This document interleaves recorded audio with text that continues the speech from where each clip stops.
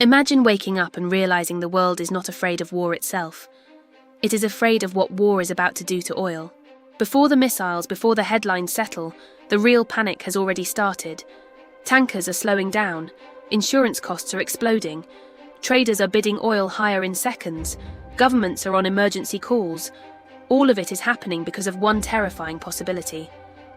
Not that the United States and Iran go to war, but that this war breaks the system the modern world runs on. Most people hear US versus Iran and picture jets, warships, missiles, and dramatic explosions on the news. But that is not the most dangerous part of this story. The real danger is much quieter. It is what happens if the flow of oil begins to fail. Because the global economy is not built on speeches or military power alone, it is built on movement. Oil moving, ships moving, goods moving, money moving. And when energy flow gets hit, the rest of the world starts to shake with it. Before we go deeper, subscribe to The Hidden Ledger if you want clear, powerful breakdowns on geopolitics, finance, and hidden systems. And if you find value in videos like this, hit like now, because it helps more people find this channel. To understand why this matters, you need to focus on one small place that controls far more than it should: the Strait of Hormuz. On a map, it looks narrow, almost forgettable. But this one waterway is one of the most important oil choke points on Earth. A huge share of the world's oil moves through it every single day. Oil from Saudi Arabia, Iraq, Kuwait, and the UAE all depends on that route. That means this is not just a regional shipping lane, it is one of the pressure points of the entire global economy. And that is what makes this so dangerous. Iran does not need to shut it down forever. It only needs to make the route dangerous enough that normal movement starts slowing down. That is the hidden power here. Fear can do the damage before force fully does. If shipping companies think tankers are at risk, they hesitate. If insurers believe the route is no longer safe, costs jump. If oil traders believe supply is under threat, prices surge instantly. In a system built on confidence, fear itself becomes a weapon. This is where many people misunderstand the balance. They think the question is whether Iran can defeat the United States in a direct war. That is the wrong question. Iran does not need to win that kind of war. It only needs to create enough uncertainty to disrupt. Mines, drones, anti-ship missiles, fast boats, proxy attacks, cyber pressure, all of these tools are built for one purpose. Not total victory, disruption, delay, pressure, chaos. And in a narrow choke point, that can be enough. The United States still has overwhelming military power. It can strike harder, see farther, and operate at a level Iran cannot match. But markets are not watching only who is stronger.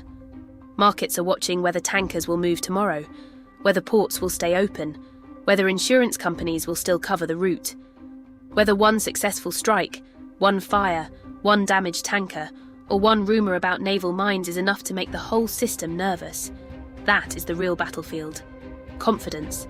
Because once oil prices jump, this stops being a war story and becomes a daily life story. Gas prices rise, diesel rises, shipping costs rise, airline costs rise. Food prices start rising too, because everything depends on fuel.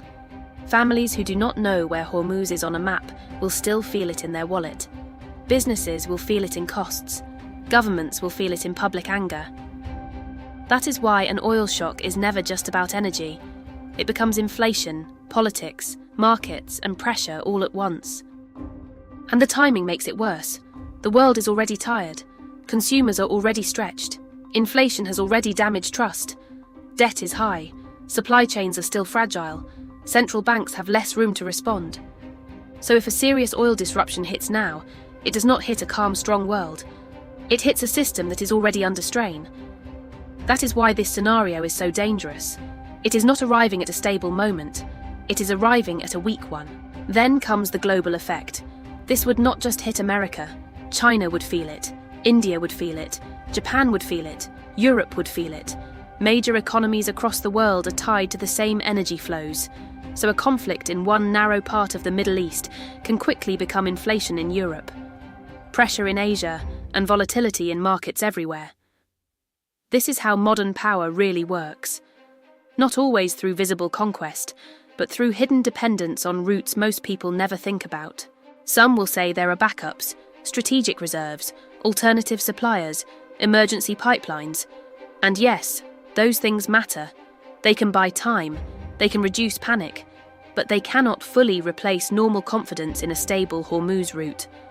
Temporary fixes do not create long-term calm. Markets know the difference between support and stability, and once confidence cracks, it is hard to rebuild quickly. We like to think the global economy is massive, diversified and resilient. In one sense, it is. But in another sense, it depends on a few narrow corridors, a few stable assumptions, and a lot of trust. If one of those assumptions breaks, the illusion of control breaks with it. At the hidden ledger, this is exactly the kind of story that matters most, because the biggest global shocks usually begin inside systems people assume will always function. Oil keeps moving until it doesn't. Markets stay calm until they don't. Trade feels normal until one choke point becomes dangerous. And when that happens, the damage spreads much faster than people expect. So the real question is not only whether the United States can overpower Iran militarily. The real question is whether the world economy can absorb the disruption. Can households survive another fuel spike? Can central banks survive another inflation wave? Can governments hold public confidence? Can markets stay calm if one of the world's most important energy routes starts looking unreliable? Those are the questions that matter, because those are the ones people actually live through. So when you hear US versus Iran, do not think only about missiles, maps, and military strength. Think about tankers. Think about shipping insurance. Think about fuel costs. Think about inflation. Think about the hidden system underneath everything. Because if that system bends too far, this will not just be another conflict in the Middle East. It will be a direct test of how fragile the global oil system really is. And maybe that is the most dangerous truth of all. The world does not only break when bombs fall. Sometimes it starts breaking when confidence disappears, when movement slows, when costs rise, when one narrow waterway suddenly holds the weight of the entire modern economy. If you made it this far, comment below and tell me what you think. Could the global economy survive a major disruption in the Strait of Hormuz, or are we far more dependent on this one route than most people realise? And if you want more sharp breakdowns on geopolitics, money, and the hidden systems shaping the world, make sure you like, share, and subscribe to The Hidden Ledger. Because the biggest stories are usually not the loudest ones. They are the ones hidden underneath the surface, quietly holding everything together, right until the moment they fail.